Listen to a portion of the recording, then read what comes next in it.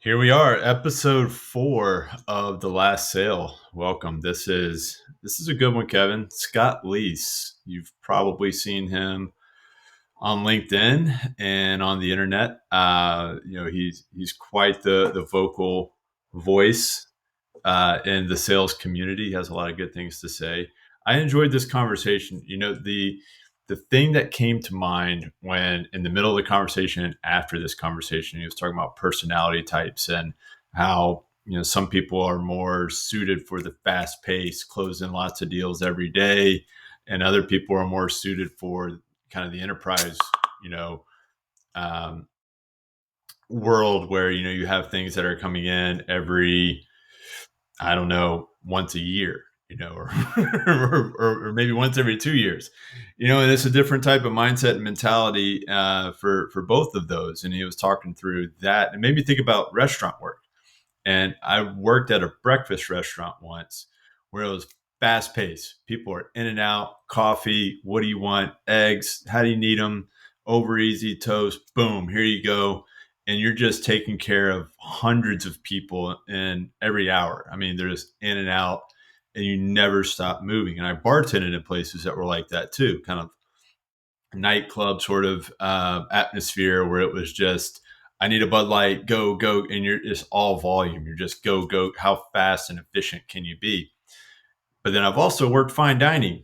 I mean, you got 2 or 3 tables for the whole evening, and you want to make those tables very special. You want to be very attentive. Everything's about detail.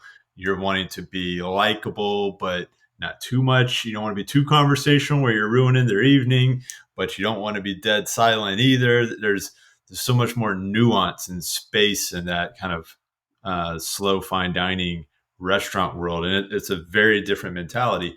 It made me think of that, So it was a really cool conversation. His stories are very good. I don't want to give too much away, but very, very much worth listening into for some of the stories that he shared as well. But yeah, what were your takeaways? What were your thoughts after that conversation? Yeah, it was a great conversation. Scott's a really good guy, really good salesperson, really good sales philosophy. And you're talking about just you have to define your personality type, right? Because you have to have a sales cycle and a job that fits your personality types. I think we have two different ones. You love enterprise sales, that long sales cycle where you don't really get much feedback for weeks at a time, sometimes months at a time, and you work very large deals. I'm more, I don't want to say transactional, but I like daily activity. I like bringing in lower amounts of money constantly. That's feedback that I desire. And that's what my personality is suited for.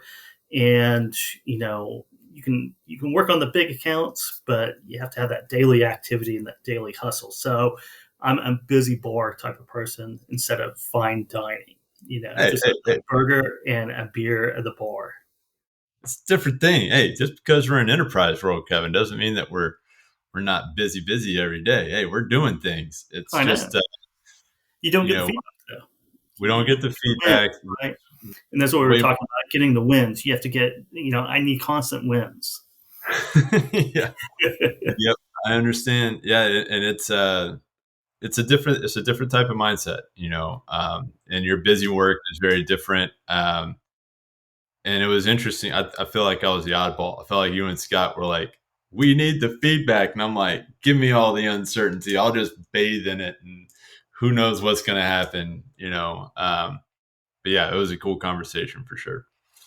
Yeah, I like simple things, and I think enterprise is just too much complexity for me. A lot of times, I like a simple offer, a simple yes or no, and a simple move forward. A lot of times, one of the other key takeaways is kind of, and we heard about it a little bit in our last episode with Kevin Nolan, right? Is kind of like last sell or getting back to the roots, and you have to stack your wins. No matter what sales game you're in, you have to stack your wins. And sometimes those aha moments come in smaller deals, where you're testing your limits, where you're learning things. It's disconnected from, the grand results of life sometimes. And sometimes those hard deals make a lot of difference, or those first deals make a huge impact on saying, "Oh, I can do this." So, and those are oftentimes the most important sales that you make. For sure. I mean, getting the snowball started is the most important part of the snowball, regardless of how It big or is. how fast it gets going. It's figuring out that you can make one and roll it. That's a big part of it. So yeah, super cool conversation. Let us know what you think. Like, subscribe, check out our sponsor, Go Payhawk. Be sure to go give them some love, and yeah, enjoy the conversation. And catch you next time. How long you been in Austin? I'm just up the road in Dallas or Fort Oh, Worth. I moved to Austin from San Francisco in 2011. So Oh, I got here a little bit ahead of the curve of you everybody. did. Yeah. You did. That is ahead of the curve. That was back when Austin was just starting to pop, right? Yeah. That's why I came here. Now that it's kind of popped, I don't know. I No, I don't know mean if I it's should not stay. quite I don't as know how much longer I should stay. I know it's so expensive down there. Yeah. It's Well, just it's still cheaper than where I come from true. originally, but it is definitely not the same as it used to be. So were you a 49ers fan first or a Bills fan first? Like what came first on the Good question. My family is from the Niagara Falls, Buffalo area originally, and when I was a baby, that's kind of where I was at. My grandfather was a big Buffalo Bills fan, but we moved to Northern California, this town called Chico, which is about 3 hours north of San Francisco, when I was like a year and a half, something like that. So I kind of grew up with 49ers games on TV and everybody in town being 49ers fans. And then also my grandfather telling me, you need to be a Bills fan. This is your roots. So I grew up caring about both teams more or less equally. And, the 49ers had good runs when I was a kid. Bills Hmm. had an amazing run, never could finish it off. Then there was about 25 years of darkness for both teams that we don't need to talk about. And now both have been very relevant for the last 5 years and just have basically ripped my heart and soul out every season. So yeah. follow So me for more painful sports experiences. I grew up in Atlanta, so I can understand like painful sports. Like I feel like Atlanta does that well. So um, yeah, I feel you. Yeah, you have done that well. I mean, the Braves won the division like 12 years in a row and only won once, right? That kind of thing. I get it. You have the biggest Super Bowl collapse in NFL history. So yeah, if we stay on this topic long enough, I'll try to belittle you enough to make myself feel better. And then, you know what? I would be used to it and accustomed to it, and the heart's been pounded so much that I'd probably be fine with it. Yeah, I think you probably would. I'm kind of okay with it as well. It just comes with the territory. So, question: what is your favorite? This is just I'm going to take a right hand turn just into a different topic, but what is your all time favorite vacation spot? Scott's going on one more vacation. Where is he going? Man, uh, I went to this random surf town with about 10 of my buddies for one of the guys' bachelor party. This must have been 10 years ago now, maybe more than that. And there was nobody there. And when I say nobody, I mean like nobody. We had the beach and the waves to ourselves for a week. And I'm going to screw up the pronunciation, but it's like Playa Ashunchilo or something like that. And it was, I mean, all of us talk about it to this day. Like, how did that happen? How did we have perfect waves, nobody else around, good weather? So I've never gone back, but that would be on the list of places to go. You have this like cool drive through the jungle, it seems, and then all of a sudden, boom, opens up to the beach. So that's my idea of a vacation. these days, And disappearing like that. where was that at? It's in Nicaragua, actually, Okay. on the Pacific coast of Nicaragua. Oh, Yeah, Nice. nice. Ashun Shilo, I think is the name. And what's your favorite beverage? Could be alcoholic, non-alcoholic. Like just what are you reaching for if you're Well, thirsty? these days, I literally only drink three things. That's it: regular water, tap water, still water, I should say, sparkling water, which I possibly have an addiction to, and then tequila. That's it. And every now and then, I might mix sparkling water with tequila and get real crazy. But that's it. I don't drink anything else. I don't drink juice. I don't drink soda. I don't drink beer. I don't drink any other alcohol. That's it. So let's fast forward, and you've taken this crazy drive through a jungle. You've arrived on this beach in Nicaragua that I can't pronounce. I won't Me try. either. Yeah. And you're there with your friends. There's no one else there, but some kind of way, even though there's nobody else on the beach, there's tequila everywhere and little bottles of sparkling water that are like coming up out of the sand. And you're wondering, you're scratching your head, like, is this heaven? Is some sort of weird hell? Like, what's going on? But you do notice that you're older. You might have a few wrinkles, and you're definitely done working. Like, work is completely over. What if you're looking back in time? What was the last thing you sold? The last thing I sold, it would have been a consulting contract. I run my own consulting business right now, so it would have been a six-figure consulting gig. Why six Yeah. figures Why six figures? instead of five or seven or eight or four? Well, the 4 and 5 is easy to answer. Easier to answer than the why not seven. I've been doing this for a while now, and I think I've got my niche and my kind of ICP and sweet spot down. And I primarily help early stage kind of Series A, Series B companies trying to go from 0 to 100, so to speak. And those types of companies who've raised a few $1 million, but haven't hit scale, and some of them barely even have $1 million of ARR right now. They're not spending $1 million on me or anyone as a consultant. So 7-figure deals are not really happening in my kind of arena that I play in. Why not 5 figures or 4 figures? I worked a long time prior to even being a consultant to learn the knowledge and effectiveness to get stuff done to help people. So that's just where I have valued my time and my work and my effort. So I usually work with people for about 6 months. Those contracts are usually 6 figures. Yeah, that would be the last thing that I sold. So you seem to have your ICP, your idea Yeah. customer profile down to a science. Yeah, I guess it's a science. I don't really think of it that way necessarily, but when you're first getting started, I think a lot of people just say yes to anybody who's willing to pay them, right?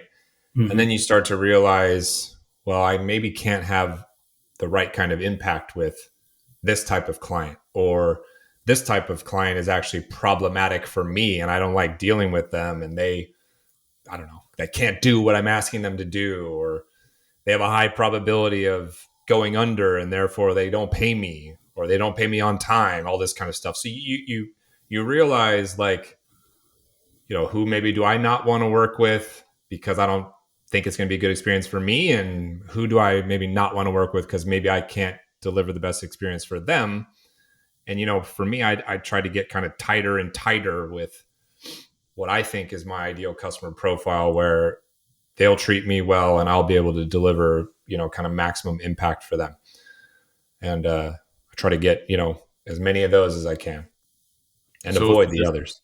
For this fictitious last sale, apart from the deal size, what do you envision or imagine that customer being like? And, the last customer that you consult, what is that experience like? If you were to think about it, what would be the nice last sale, the nice last consulting before you? Yeah, I mean the big dream is they go off and have a a liquidity event of some kind. They grow and scale and get acquired or get profitable and IPO or something like that. I mean, those are the big wins for me. I think I've worked with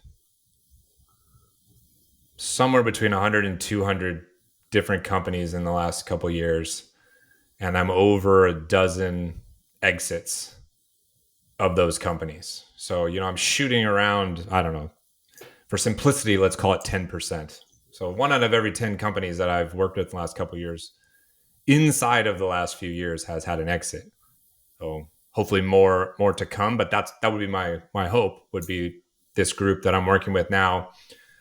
We're able to put the right systems and processes in place, get the right people in there, and kind of tee them up for success. And then, they run with it the rest of the way. They run the last mile, so to speak. And, and, it's just a good success story. It's like, Scott.com went on to, sell for $1 billion or whatever. Those kind of success stories, those are the wins that feel really good. Feels like everybody benefited, For sure. It does. It does. And 10% is about the going rate, right? Of success in the startup or early stage, maybe. I don't know. That 10% feels pretty high to me. It does. It sounds good. It sounds really good. Yeah, I don't know the number anymore, but I remember it being very small a long time ago. It is, yeah. Yeah. It is very small. I don't know the number off the top of my head either. 10% is the percentage of minor league baseball players that make it to the major leagues when they sign a contract. Well, there you go. I'm at the very least, I'm like a AAA middle reliever. Oh, you get to AAA, you get AA, you have a 33% chance. Okay. So 10% is single A? That's signing rookie ball. You sign a contract, you go to rookie ball, you have a 10% shot. You get to AA, it goes up to 33. Well, I'm in rookie ball. But it's still it's tough odds out there, no matter how you cut it, whatever they are. I don't think the math for startups is the same as for baseball. So I'm going to give myself a little bit more credit. So, and before that, I saw last night after the Super Bowl and everything that Corey Kluber announced his retirement. Really? Rich, you got a really good story about that we might get into here in a second. But going along those lines, Scott, when was your first sell? My first sale? Well, my first sale in this kind of, technology, SaaS services type industry, that would be 2004. Probably would have been August of 2004. So roughly 20 years ago or so. My first sale of anything was probably like baseball cards when I was a little kid, selling cards to the shop or to friends, that type of thing. Oh, that would have probably been in like 1982, something like that. Any notable baseball card sales that you can think back to? Like Mickey Mantle rookie or something like that? None of the like historical stuff. My grandfather grew up in Italy and then moved to New York, and he was a big like Brooklyn Dodgers fan back in the day. Anyway, he had, as he used to call it, garbage bags of like old baseball cards from bubblegum packs and stuff like that, right? And from that era. Mm-hmm. And when they moved to California from Buffalo, my grandmother, God bless her soul, threw it all out. And my grandfather never forgave her for it, and never neglected to tell us the story of, all these cards that he thought that he had that were, quote, probably worth something. Yeah. For context, some of these cards are probably worth, 5 to 6 figures at this point in time, if they were in any good condition. But yeah, my grandmother chucked it. Didn't deem it necessary to make the cross-country move. Little did she know that there was a seasoned sales professional right there who could have done those cards. I could have repurposed that stuff and raised my own Series A, you know? You could have. You could have. It's good experience trading and selling and buying and selling baseball cards growing up. I did the same thing. I Yeah, you certainly don't think about it. At least I didn't think about it back yeah. then. I didn't grow up in a family, full of business people or salespeople or anything like that. So there was no coaching or nobody telling me this skill is gonna serve you later in life. But you look back on it and you're like, okay, I was negotiating. There was something of value that I was trying to present in exchange for this other thing of value. And Mhm. you know, it's a yeah, the things that you did when you were little. And I was never one of those people that had like a lemonade stand or, you know, door knocked the neighborhood, running my own grass cutting business. I didn't do any of that kind of stuff. So that baseball card selling stuff is as close as I must have got to practicing sales skills as a youth. That's awesome. Thinking back through your career, what was the most difficult or the hardest sales cycle? And you don't have to share like all the specifics, but is there one sales cycle or one sale that you think back to and you're like, wow, that was much more difficult than I thought it was going to be? Um, is there anything that sticks out in that regard? Um, I don't know about more difficult than I expected, but I did a seven-figure deal with my team with the state government of Iowa years ago. And it was just kind of a good reminder of how slow moving certain industries are, how much red tape there is, how everybody can kind of agree that there's a problem and want to change this thing, but nobody's willing to stick their neck out to get it done and be Mhm. the fall guy if it goes wrong or something like that. So I'm not really built for that kind of world. I couldn't do that only. I need positive reinforcement. So said differently, I'm not the guy who's going to go home happy if I close one mega deal a year. That's not for me. I can't imagine coming home, if we were all roommates, I'd come home and one day out of 365 days, I tell you guys I closed the fucking deal today. I can't do it. It's 364 other days. What am I supposed to say? Oh, we pushed that deal forward from stage 8 to stage 9 today. And I got really multi-threaded today. That doesn't do it for me. I got no problem working one or two of those kind of deals, but I need I want to go home feeling like I won or lost every single day, really. You know, what did we close? What did I close lost today? What did we lose? That's the kind of stuff that always made me feel alive.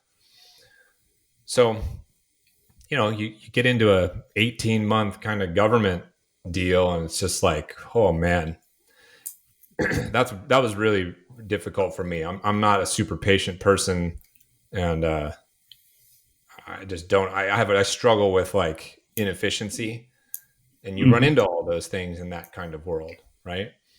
But it's an important lesson actually if you think about it, because one of the mistakes that I think salespeople and sellers often make, especially earlier in their careers, they're not self-aware enough to put themselves in the right position to succeed and to enjoy it. They'll be like, oh, I need to get an enterprise sales job just because like somebody told them that that's the career path. But if you're a super kind of, you know, impatient person who needs positive reinforcement every day, needs to close deals to, stay hyped up and stuff, that's the wrong arena for you. So I spent the first part of my career really in like transactional sales environments where you could close, deals every single day, legitimately, like even one call closes. I Mhm. sold stuff to real estate agents and brokers, automotive dealerships, contractors, all of these kind of, services type small businesses, restaurants, bars, all this kind of stuff. And only later in my career did I kind of start to move up into kind of, mid market and kind of dabbling in, these larger kind of deals and stuff like that. And even then it was, kind of tough for me mentally and emotionally. Right. So I think people should pay more attention actually to who they are and what type of, system is going to suit them best, right? If you move real slow, you probably shouldn't go into a transactional arena. If you move super, super fast and you're super impatient and you get affected when deals don't close right away, you might want to think about whether you should go into an enterprise arena.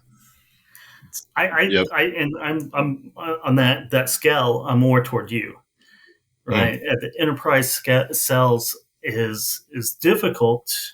I think it'd be difficult to manage as well, just because months go by, and how do you judge if that deal's getting closer or not? There's just a lot of unknowns out there. But Yeah. I like to wake up every day and think that, hey, I can make a deal today. Yeah. I can make a deal today. Doesn't matter. And that's the kind of, I guess, patience I have too. Yeah.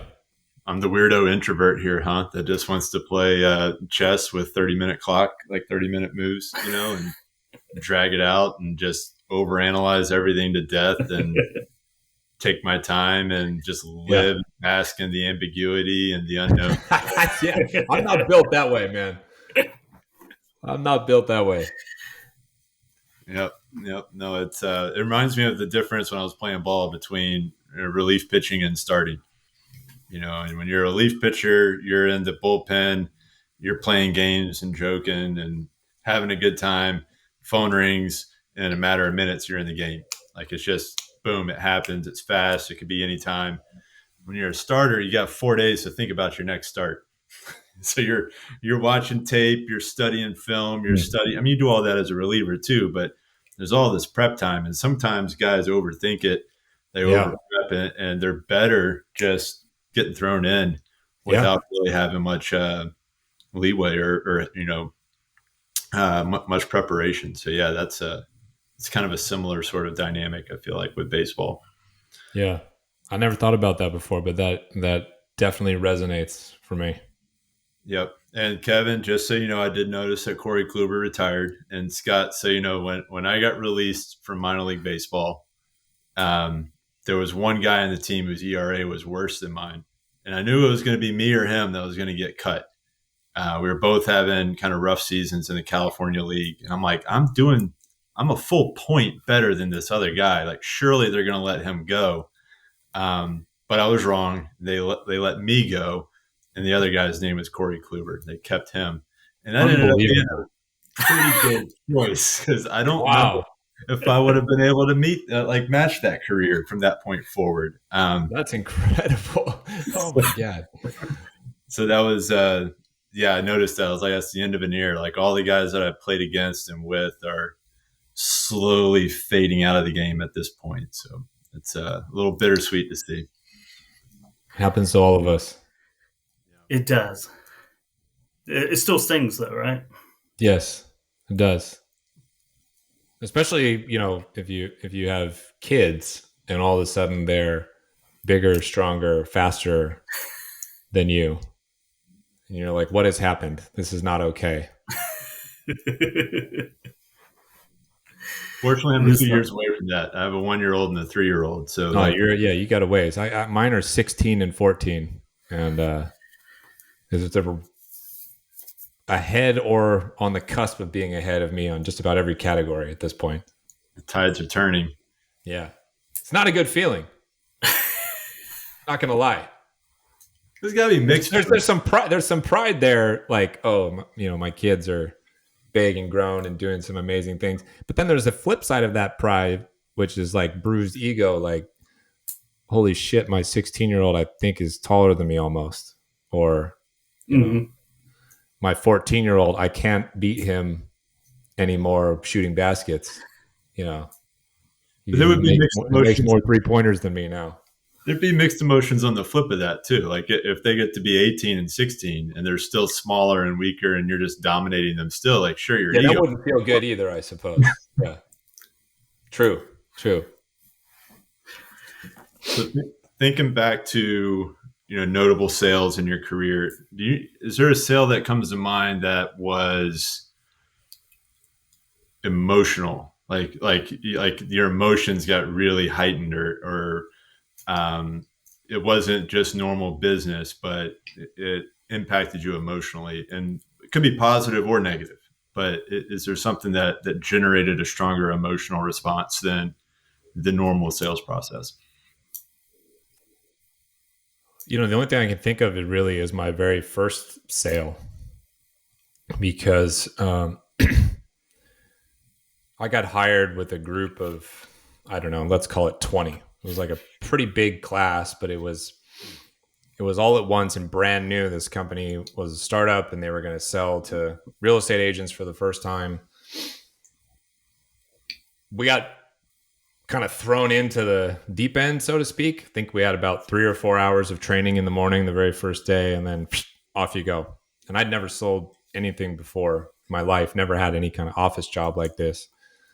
And by the end of the first week, I think I was the last guy that had not already made a sale or hadn't quit or gotten fired already. It was that kind of boiler room type situation, right? Mm-hmm.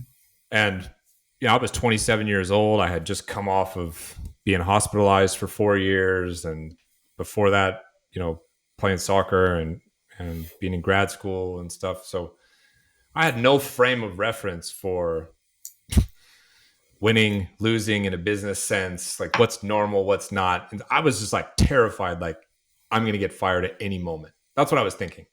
It's for sure going to happen. So when I got that very first deal, it was like a relief more than joy. Like, okay, I just bought myself maybe some more time, to kind of see if I can figure this thing out. Um, and then I remember a little bit of a light bulb going on. Like, well, that felt pretty good actually when I closed that deal. Like that was kind of a cool feeling. I could get used to that feeling. I think I would maybe want that feeling again. So not really, not tons of sorrow or emotion or joy, but more just like relief, and then a little bit of maybe hope or a spark of ambition started of some sort, where it's like, that was awesome. I need more of that. That's really the one sale that I feel like I've talked about the most over the years. I think about or remember the most. I still remember it was a real estate agent in Hawaii, and it was at like 9:30 California time on a Friday night. And I was still in the office because I was paranoid that I was going to get, fired if I didn't get something done. So I'm using the time zone to my advantage, calling Hawaii, So it's like I still remember those details 20 years ago. I can't say the same about other sales that I've done. So that would be the one. Does it feel like it maybe I'm taking a stab here, but it's almost like it was a sign of affirmation, right? That you could do this, you could be successful here. Maybe there was some sort of doubt there. You're worried about There getting. definitely, yeah, there definitely was doubt prior to that for sure. Um, I don't think it was an affirmation in the sense of like, oh, I'm confirming I know I can do this now, or let me show those people I know what I'm doing. Because I was like this relief, like, okay, I got one. Thank God. I did that one. Um, but more of like affirmation of hope. Like, I might be able to do this. Maybe I'll figure this out. Maybe I'll get good at this. Right. And just Wasn't creating that, and that was enough to kind of get me hooked to want that feeling again. And so I learned a few things, and one of the things was I'm not as good as everybody else because I've never done this before. So just like in sports, as you probably know, if you're not as good as somebody, what do you have to do? You have to outwork people or compete harder, want it more, right? So, I kind of looked around the room and I'm like, well, I'm the only one here on Friday night at 9:30. I'm 27 years old.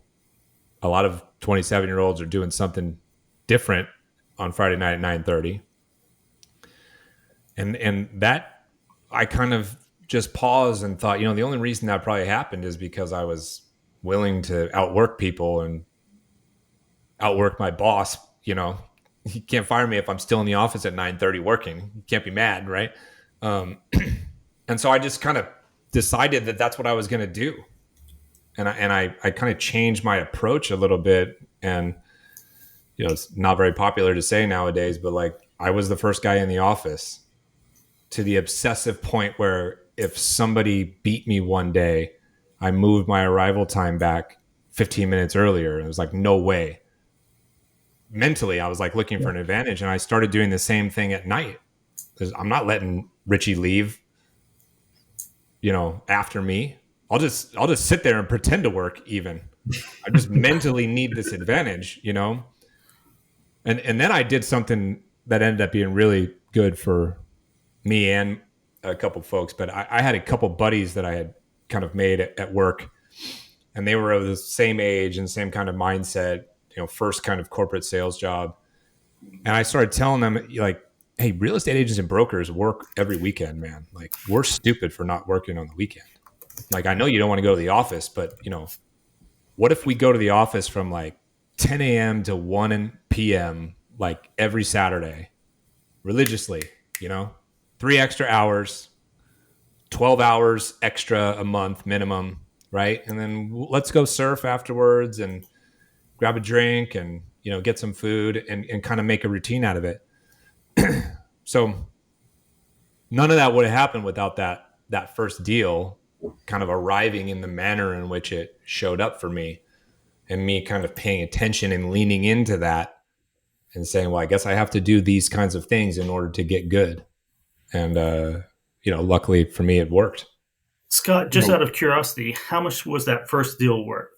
Oh God, 3 to 5K probably. Yeah. Nothing. Yeah, you know? yeah, nothing. So I mean, it kind of goes back to, you know, your most memorable sales, the ones that really impact you the most. The dollar matter, Doesn't dollar matter. Yeah. dollar I amount mean, doesn't matter, right? It's no. about what you can do, what doors that opens for you, right? Yeah.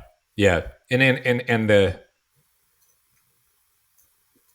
the ability to allow that to adjust and change your entire mentality Yeah. and how you think, your mindset, right? Yep. I know, because I assure you, in those first 5 days that I was selling, I wasn't thinking about outwork somebody, or where can I get an advantage? Where can I squeeze 12 extra hours of a work month? Nobody was teaching me that. There was no podcast back then, so it's not like I'm listening to somebody tell me this kind of stuff, right? But that one deal, which was, again, I think it was like $300 a month for like 6 to 12 month contracts, somewhere in there. Mhm. Just like nothing, right?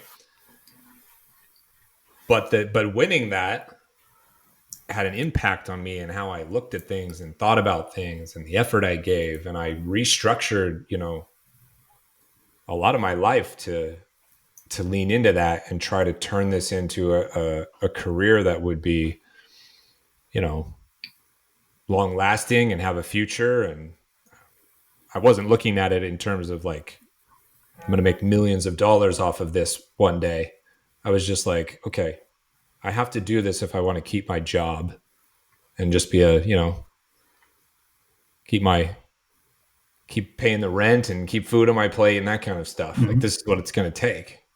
And then, you know, all those successes kind of compound and you start reaching new levels of insight in terms of mindset, approach, what's possible. Now I'm not closing one deal. I'm like, how do I close one deal every day? Yep. You know, and then you prove you can do that in that kind of arena. And you're like, I wonder if I could close 2 or 3 every day. Can I close 60 deals in a month? This shit was like thought to be impossible at the time, Mm-hmm. you know, and then all of a sudden you're finding ways to do it. And people are like, how'd that happen? You know? What I love about this is, having been a lifelong competitor of sorts, whether it's baseball or racing mountain bikes or sales or whatever, I'm fascinated by underdogs and underdog stories and this whole underdog mindset and this growth mindset. And like listening to you tell that story about landing that one sale, and it wasn't so much affirming that, haha, I've arrived, I'm a success. But it was more affirming that you're not a definitive, like you're not a definite failure at that point. There's hope. And so now what I'm hearing from you is like you're in this mental place of curiosity about what's possible, what's next, what can I do. I feel like I'm not as good as the rest of the team, but can I figure out a way to operate in this space and what's possible if I just give it my all, knowing that what's the worst that could happen at this point. Yeah.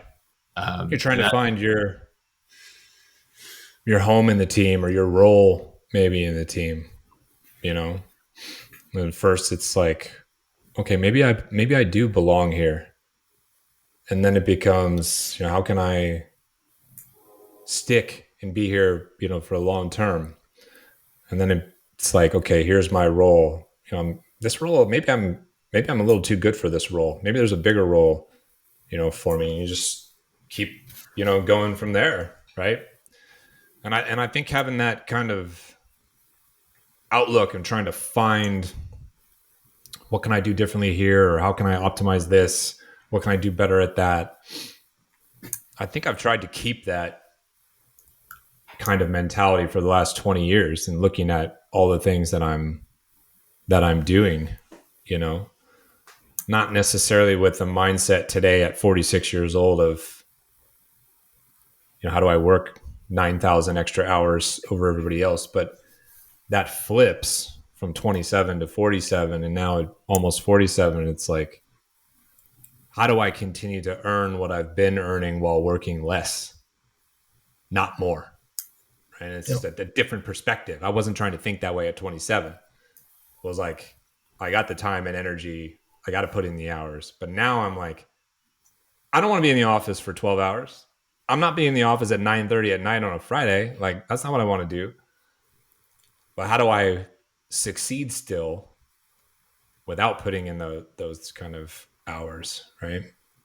the commonality there is impact, right? Like whether you were 27 wanting to burn all the hours, first in, last out, or today wanting to be more mindful of how you're using your time, it seems like you're still trying to maximize the impact you can have.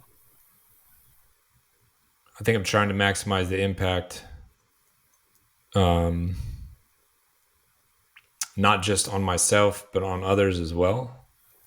That could be clients, that could be colleagues, that could be loved ones. And then the impact on myself, more personal stuff, is like, could be my actual income, could be the actual number of days and hours I work, could be my ability to do certain things like take that vacation or, buy this house or something like that. Or, and then just the feeling and the emotion of, no longer trying to prove necessarily that you're a success, but get comfortable with the fact that you are a success. Try to find ways to not beat yourself up and feel like a failure if you didn't do better than yesterday every single day. I don't know if these are things that just come with age and experience and everybody goes through them, or they're any way, shape, or form unique. I would imagine they're not that unique, but my first time through this that I'm aware of. So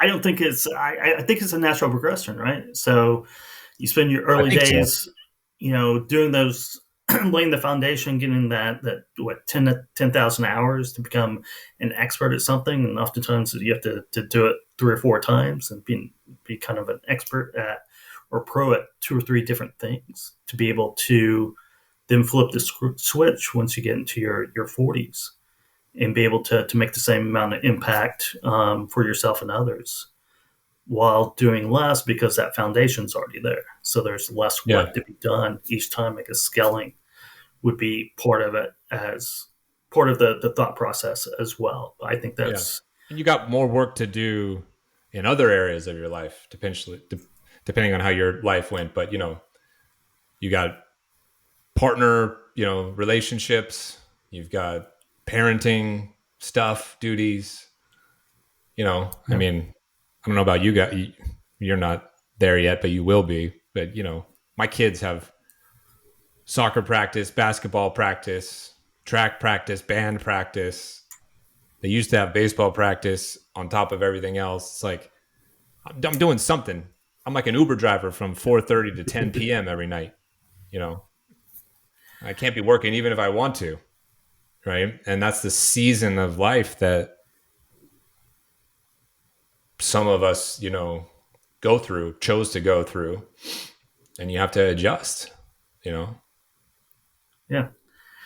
Well, let's finish it off with the funniest sell, the one that really strikes your funny bone, your funniest sell that you ever done, that you really enjoy looking back on. The first thing that comes to my mind is I closed a deal one time 100% over email. And this is 2004, 2005, maybe. So before it was like fashionable, Yeah. before there was some 23-year-old TikToker saying all you have to do is email people to close deals. Yeah, I was, it was like Outlook was probably the email tool. And I got some email request for information or whatever. And I just started responding back and asking like one question. And there must have been like 47 emails flying around. And at one point, I remember thinking, it feels like this person is actually getting serious to the point where they might buy something, And the environment that I came from, it was you have to close a deal on the phone. You have to talk to somebody. It's stupid to just, fax somebody over an agreement and expect it to get signed and faxed back. Because yes, we had to use fax machines in order to close deals back then. But the person eventually was like, send me over the agreement so I can take a look at it. I said, fuck it, fill out the agreement. I'm going to fax this thing. I've never talked to this person before. Same product that I was selling as the story, by the way, with my first deal. And sure enough, they signed it and it came back like 3 or 4x bigger than my first deal. So It was like a pretty decent sized deal for that sale and what our normal average contract value was. And I just kind of was laughing. I still kind of laugh to this day. Like, how's that possible? This, but it's kind of, that person was, kudos to them. They were ahead of the game. They wanted to buy something without talking to a salesperson way before that was the norm. That never happened in that job ever again. Total like rarity for me at that time. It was a good deal that stuck and didn't have any problems with it down the line. Not that I remember. That's good. Maybe I blacked that part out. I don't know. I don't remember anything bad happening. I remember back in 2004, 2005. I mean, like email really didn't start doing deals until just a few years ago, maybe like 10 years ago. You know what that funny deal did teach me though? It did teach me that emailing people worked. And so back then, this is like before spam laws existed. These real estate websites, if you went to real estate websites, if you clicked on the person's email address, which was on the main like homepage on realtor.com or whatever, it would like auto populate an Outlook message. And so I've like made my signature file some template, prospecting email. And I had this whole rhythm where it'd be like copy, paste, alt, send, just with my fingers. I'm like clicking, and it was this whole rhythmic thing. And I would just sit there at night watching, games or whatever. And I would just send off hundreds of emails at that time. And people would, write back, buzz off, unsubscribe. But then I'd get all these actual positive messages back. So, I guess I was email prospecting before that was really a thing. The original cadence. Yeah, also known as spam. But it worked. But it worked back then. There wasn't that many people doing it. It was a brief moment in time, less than a year probably, where it was glorious. And people like me ended up, ruining it probably for everybody after that.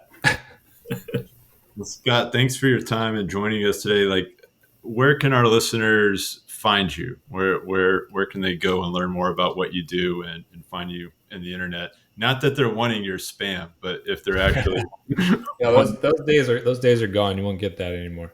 I run my own consulting business. Like I said, working with primarily like Series A, Series B companies. That's scottleaseconsulting.com. And I do a lot of other things. Got a couple other businesses, communities that I run, events that I run. Best place to learn about that stuff and message me is just go to LinkedIn and shoot me a DM or a connection request. I respond to every single one of those that I see that isn't spammy. So hope to hear from anybody out there who wants to have a chat about something. awesome. Any last words of wisdom before we depart? Thank God football season's over because I need a break from the pain. I need about 8 months to recover. And then come August, I'll be feeling real optimistic again, like an idiot. Delusional, optimistic idiot. Optimism is often a good thing, even if so cheers to optimism. Keeps us coming back. Keeps us coming back. Yeah. Thanks again for your time, Scott. Okay, Yeah. guys. Thanks. Cheers. Cheers.